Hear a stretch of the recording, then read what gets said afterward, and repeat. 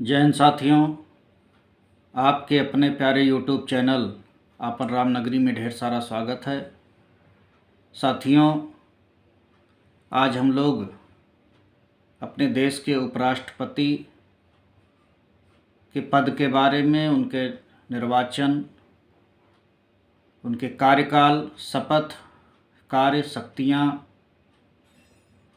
व विशेषाधिकार के बारे में चर्चा करेंगे। भारतीय संविधान के अनुच्छेद 63 से लेकर के अनुच्छेद 71 तक उपराष्ट्रपति पद का प्रावधान है। उनका कार्यकाल, उनका शपथ ग्रहण, योग्यता, उनके कार्य एवं शक्तियों का विस्तार पूर्वक उल्लेख है। उपराष्ट्रपति देश का दूसरा सर्वोच्च पद है। आधिकारिक क्रम में उसका क्रम देश के राष्ट्रपति के बाद आता है। उपराष्ट्रपति का पद अमेरिका के उपराष्ट्रपति के पद के तर्ज पर बनाया गया है।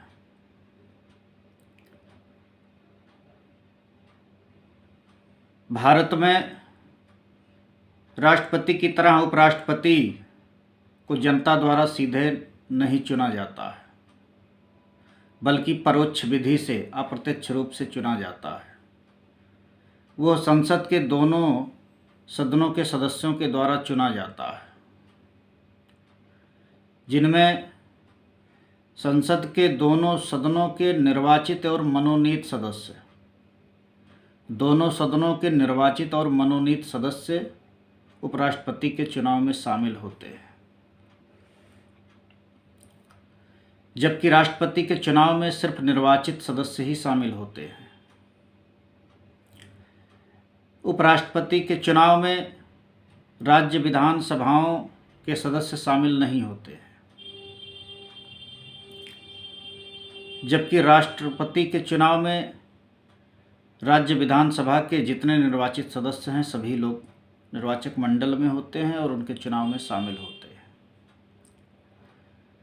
एक बार पुनः रिपीट कर दें, उपराष्ट्रपति पद के चुनाव में संसद के दोनों सदनों के सभी सदस्य शामिल होते हैं।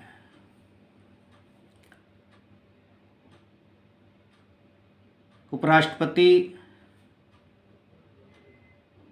के चुनाव में राज्य विधानसभा के लोगों को शामिल न करने के पीछे संविधान निर्माता डॉक्टर बाबा साहब अम्बेडकर का जो कथन है, उनका कहना है कि राष्ट्रपति राष्ट्र का प्रमुख होता है और उसमें केंद्र तथा राज्य दोनों के प्रशासन करने की शक्तियां निहित हैं।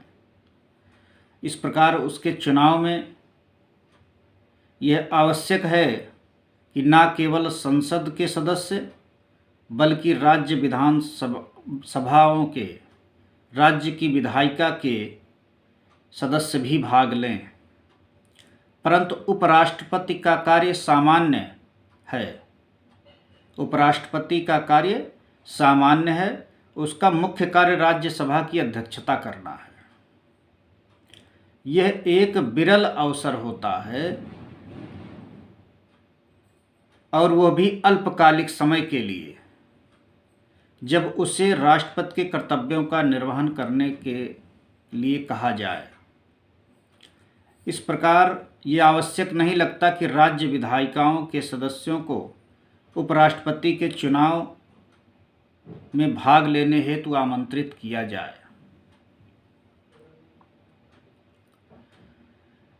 उपराष्ट्रपति पद के लिए जो योग्यता निर्धारित है, उनमें सबसे पहले वो भारत का नागरिक हो, उसकी उम्र 35 वर्ष से कम ना हो, दूसरा वो राज्यसभा सदस्य बनने की सभी योग्यताओं को पूरा करता हो।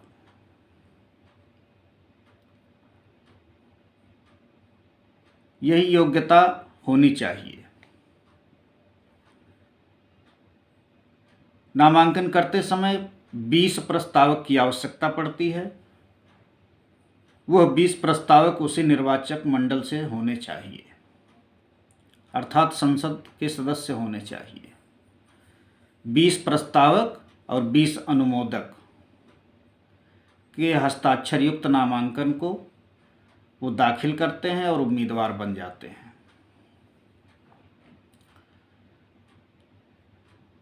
रिजर्व बैंक ऑफ इंडिया में 15,000 रुपये की जमानत धनराशि भी जमा करनी होती है।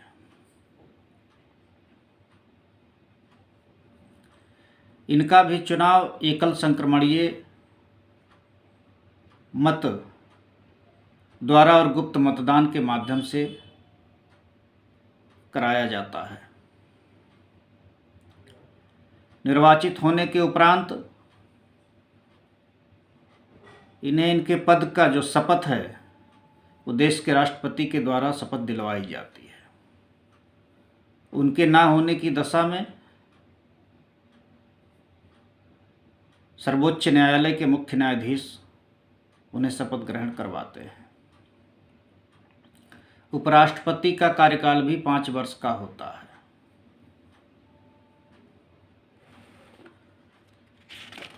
पाँच वर्ष का कार्यकाल होता है। उनकी 5 वर्ष की अवधि समाप्त होने पर उनका कार्यकाल स्वतः पूरा हो जाता है। यदि इस बीच में वो स्वयं त्यागपत्र दे देते हैं तो भी पद रिक्त हो जाता है, अथवा किन्हीं कारणों से बर्खास्त होने की दशा में भी पद रिक्त हो जाता है। आकस्मिक मृत्यु होने की दशा में भी पद रिक्त हो जाता है।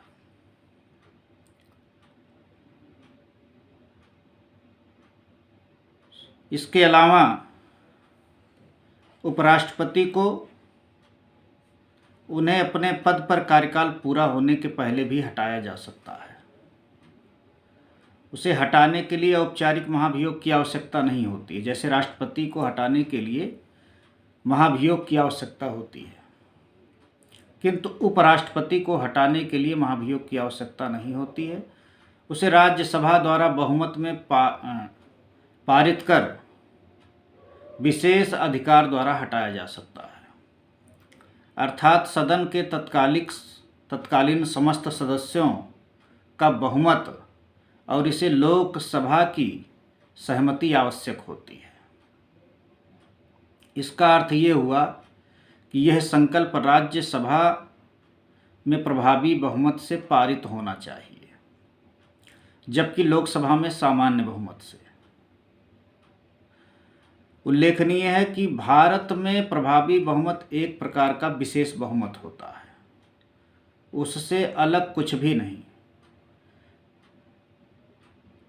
परंतु ऐसा कोई प्रस्ताव पेश नहीं किया जा सकता जब तक 14 दिन का अग्रिम नोटिस न दिया गया हो।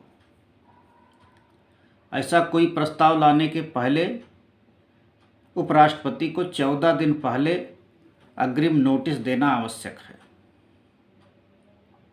ध्यान देने की बात यह है कि संविधान में उसे हटाने हेतु कोई आधार नहीं है। उपराष्ट्रपति अपनी 5 वर्ष की पदावधि के उपरांत भी पद पर बने रह सकते हैं, जब तक उनका उत्तराधिकारी पद ग्रहण न कर ले।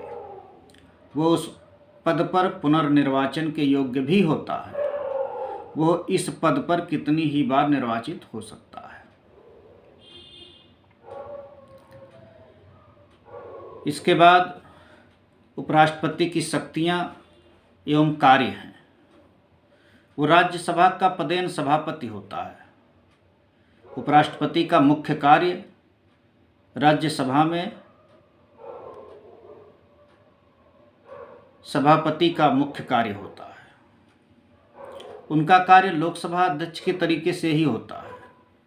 जैसे लोकसभा अध्यक्ष अपने सदन में जो दायित्व जो कार्य का निर्वहन करते हैं, ठीक उसी प्रकार से राज्यसभा में सभापति का अर्थात उपराष्ट्रपति का कार्य होता है।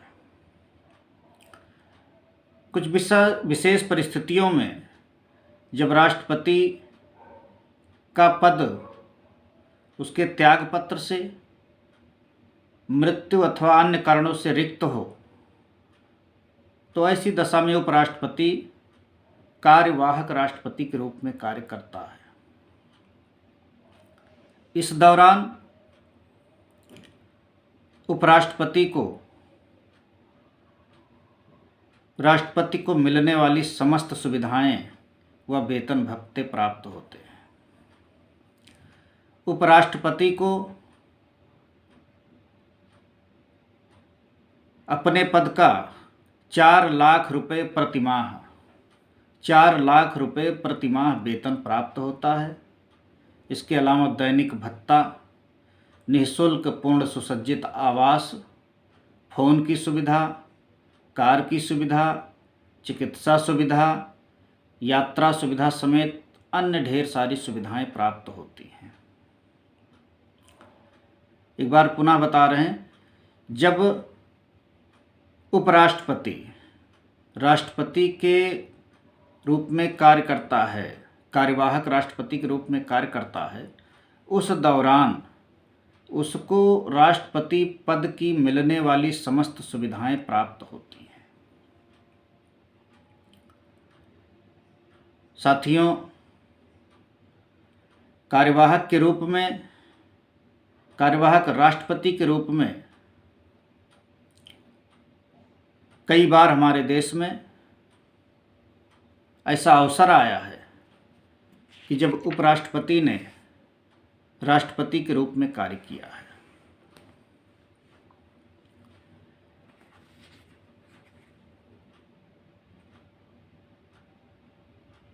कृष्णकांत पहले ऐसे उपराष्ट्रपति हुए जिनका पद पर रहते हुए निधन हो गया।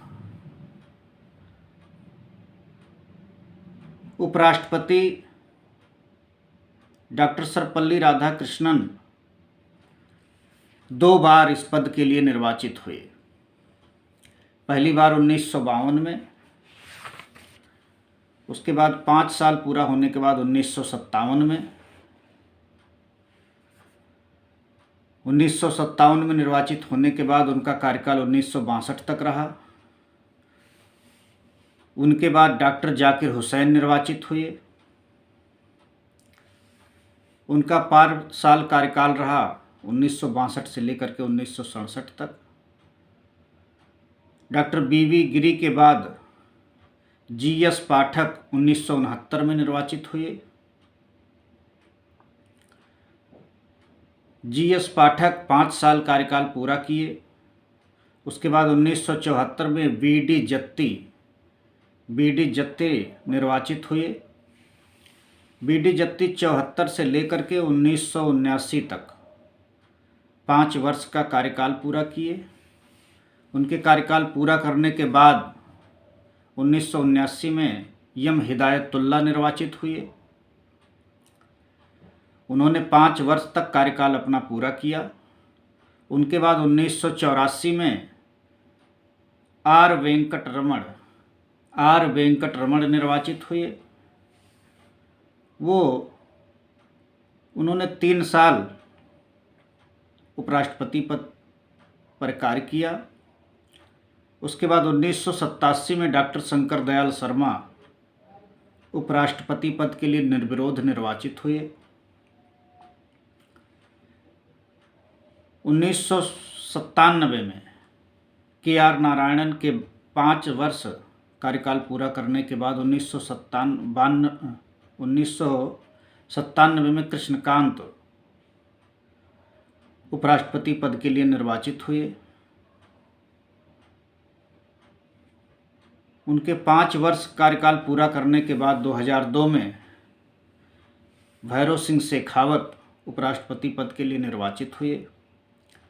भैरों सिंह शेखावत के 5 वर्ष कार्यकाल पूरा करने के बाद 2007 में मोहम्मद हामिद अंसारी निर्वाचित हुए। 2007 से लेकर के 12 तक कार्यकाल पूरा होने के बाद मोहम्मद हामिद अंसारी पुनः एक बार उपराष्ट्रपति पद के लिए निर्वाचित हुए। 2017 तक उन्होंने अपने पद पर कार्य किया। 2017 में एम वेंकैया नायडू जी उपराष्ट्रपति पद के लिए निर्वाचित हुए। उनके 5 वर्ष तक कार्यकाल पूरा करने के बाद 2022 में श्री जगदीश धनखड़ जी वह उपराष्ट्रपति पद हेतु निर्वाचित हुए और मौके पर अपने दायित्व का निर्वहन कर रहे हैं। साथियों, उपराष्ट्रपति के पद, उनकी कार्य शक्तियों के बारे में हम लोग चर्चा कर रहे थे। आप अपना अनुभव, आपको ये वीडियो कैसी लगी, ये अनुभव, अपना विचार कमेंट बॉक्स में ज़रूर साझा करिएगा। यदि आप चैनल पर नए हैं तो कृपया करके सब्सक्राइब कर लीजिएगा, लाइक करिएगा, कमेंट करिएगा। बहुत बहुत धन्यवाद।